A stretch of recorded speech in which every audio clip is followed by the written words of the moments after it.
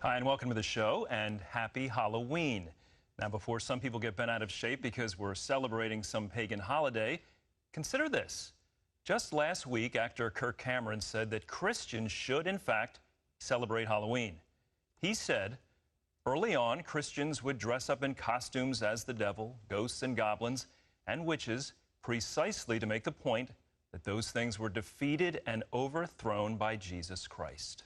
Well, not everyone agrees with the former Growing Pains star. In fact, the issue of Halloween has divided much of the faith community. And the way that churches have responded has left a lot of people confused. Take a look. Hey, good morning. The usual. Coming right up. Hey, so you're a Christian, right? Sorry, I'm not a stalker. I saw the sticker on the back of your car the last time you were here. And I've been wondering something. It's not exactly something Google can answer. So what is the deal with you guys on Halloween? I can't tell how you guys feel about it.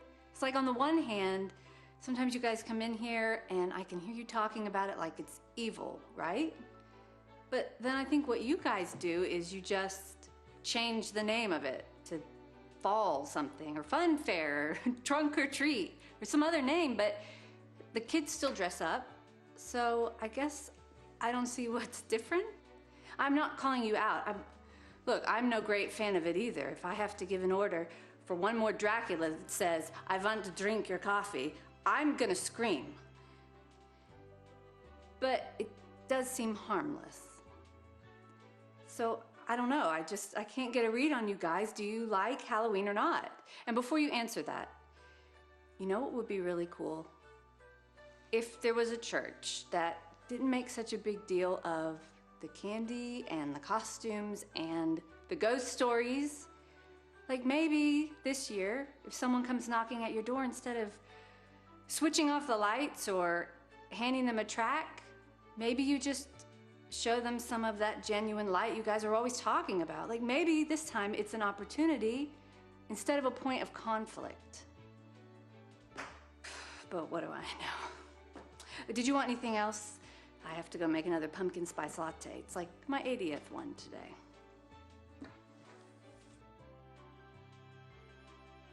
Well, some food for thought, huh? Thank you to the Skit Guys for that video. You can see more of their work if you'd like to by going to their website at skitguys.com. She made some good points. I mean, I can see how Christians confuse maybe a non-believer with, you know, we celebrate Halloween, but not really, or we're ashamed, we do it anyway. I mean, it's important to know the history. It is a pagan tradition a couple of thousand years ago where the Celts in Europe thought that on October 31, end of summer, evil spirits or the dead can come back and visit the living. And the dead could play tricks, so people dressed up in costumes either to scare the dead, to disguise themselves. Even some traditions say to take on the power of the costume. So there's some truth to, there's reason to have concern. However, aspect of it, yeah. However, you know, last night my 7-year-old is saying, "Daddy, tomorrow, do I want to, I don't know whether to wear the kangaroo or the elephant." And, you know, some parents at that point would sit down and talk about how this began.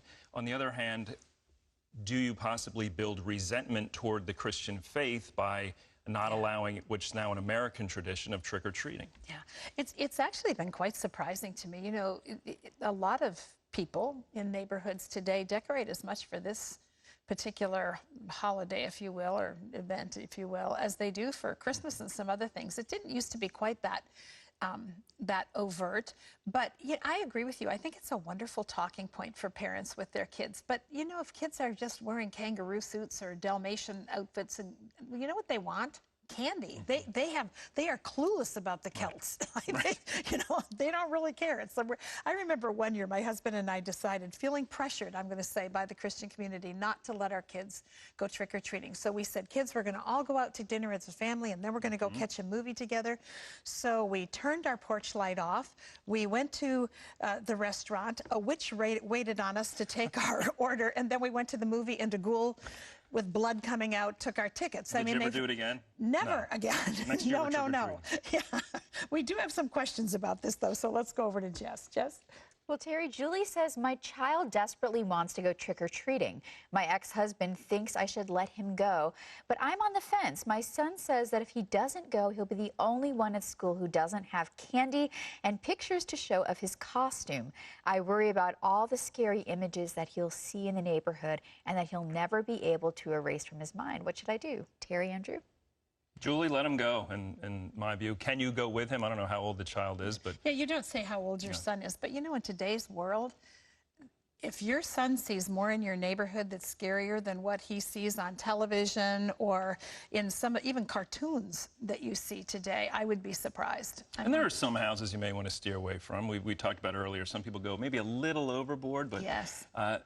You know, it can also be a nice time between parent and child. You can go early in the night, and I would suggest you allow him. And I would suggest that you talk to him about why you have reservations about it. You know, maybe some of the roots of, if he's old enough, of what you talked about. Yeah. Well, if you'd like more information to share with friends and family regarding Halloween, just log on to 700clubinteractive.com.